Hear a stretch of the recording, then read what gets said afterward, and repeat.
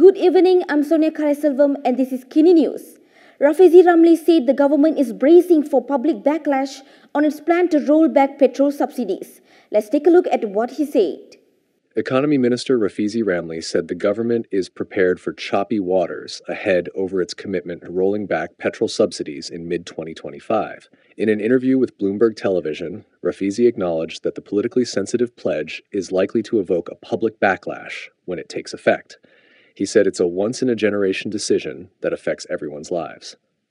Rafizi added that his hope and the responsibility in the government is to make sure that they manage this properly so that it is sustainable. He acknowledged that inflation is the government's biggest concern, even though only the top 15% income group will be subjected to higher RON 95 petrol prices. He said it is the nature of the Malaysian economy that prices of everything else will go up at any sign of a fuel price hike. He added that their simulation is that if there is a price hike, we have to go through at least a 12-month cycle before the inflation stabilizes again to around 2%. Yesterday, Rafizi said a two-tier pricing system will be introduced. Under this system, he said the top 15% income group, who are not eligible for subsidies, will pay the market price at petrol stations. Rafizi also pointed out that 85% of the population will continue to purchase fuel at subsidized prices when the targeted subsidy plan is implemented by mid-next year.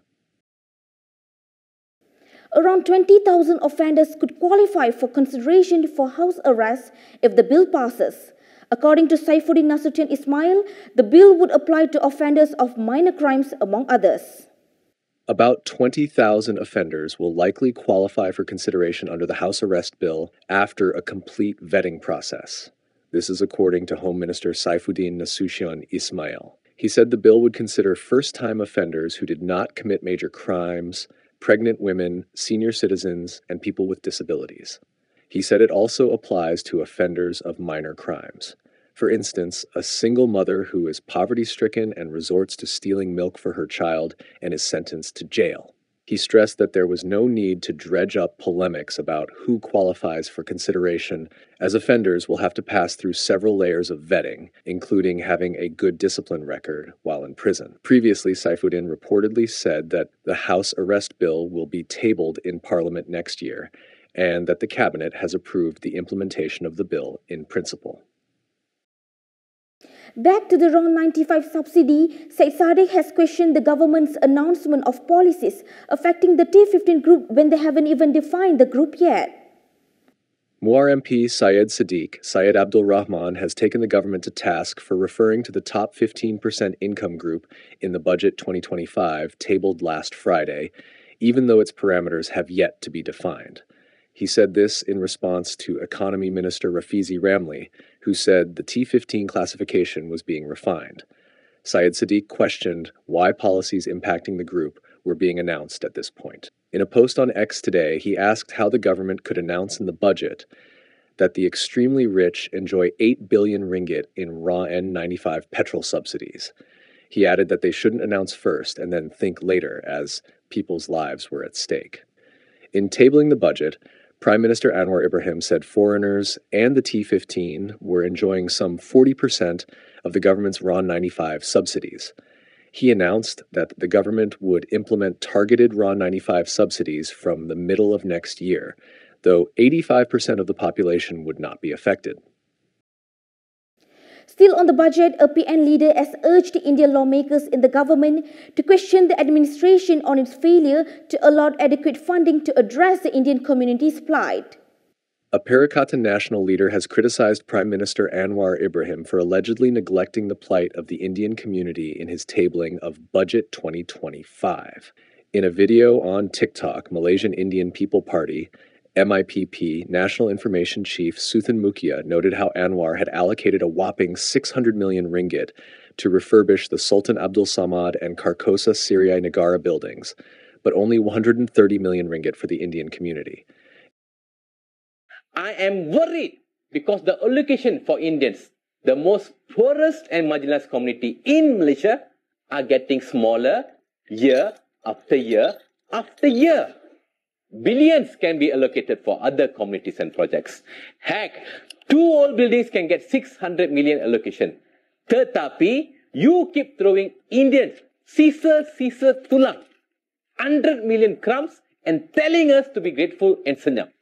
He added that it is not only insulting, but a death sentence for the future of Indians in Malaysia. Suthan added that Indian Malaysians had long requested an intervention program to assist the needy in the community, with a minimum allocation of 500 million ringgit annually, but claimed the government didn't care enough to act. He also urged Indian lawmakers in the coalition government to question the administration on its failure to allot adequate funding to address the community's plight. Meanwhile, Rafida Aziz has told the government to ensure that there is no leakages in the implementation of Budget 2025. Former International Trade and Industry Minister Rafida Aziz reminded the government to ensure that the implementation of Budget 2025 is free from leakages, distortions, and waste. In a statement last night, Rafida lauded the presentation of the largest budget in the country's history, but emphasized the need for strict monitoring so that spending reaches its true goals. She said there is a saying among elders that the bigger the pot, the bigger the crust, and the crust is burnt and cannot be eaten, which is a waste. Thus, she said the government needs to make sure, among other things, that there is no rice crust and that all the rice can be eaten. Rafida explained that in this instance, the crust meant, among other things, leakage and wastage of expenses and allocations. She said this would include the diversion of allocations to middlemen and spending without cost-benefit analysis and processes to track spending trends and avoid waste. She added that leakages can occur if there is no mechanism to track every expenditure and allocation, and when there is a weak monitoring system. Rafida said it is not disputed that Budget 2025 was formulated with good intentions, but its implementation must be given serious and thorough attention. Otherwise, she said, every leak, diversion, leakage, and waste will be a burden of cost to the people and damage our country. Anwar's aide has slammed a past leader for what he claimed was a half-baked statement on the RON 95 subsidy. Finance Minister Anwar Ibrahim's political secretary Muhammad Kamil Abdul Munim has hit back at PAS Information Chief Ahmad Fadli Shari. He claimed Fadli was confusing people about the government's petrol subsidy plan. According to Bernama, Kamil said Fadli should understand the targeted subsidy proposal before making half-baked statements. He questioned why Fadli did not mention that the targeted subsidy focuses on stopping 40% of subsidized fuel usage by the T15 group and foreign nationals, which is the crux of the government's proposal. He added that Anwar has also assured that 85% of the population will not be affected by the proposal. Kamil said this aspect was not mentioned. Instead, only the half-baked story that the government intends to withdraw subsidies was highlighted. Separately, Kamil said that the opposition has so far failed to provide constructive criticism and often created malicious speculation to incite public hatred against the government. He also noted that the public need not worry, as the government's decision regarding the targeted subsidy aims to correct the distortion that benefits the wealthy and foreign nationals. He added that savings will be used for the welfare of the general public, financing the development of education, health, and public transport facilities in the country.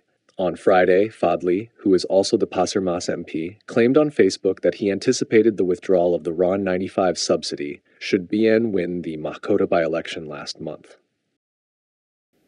That is all from me today. For more stories, you can go to Kinitv.com. You can also follow us on Instagram, Twitter, YouTube, and Facebook for the latest news updates. I'm Sonia Kalaiselvam. Thanks for watching.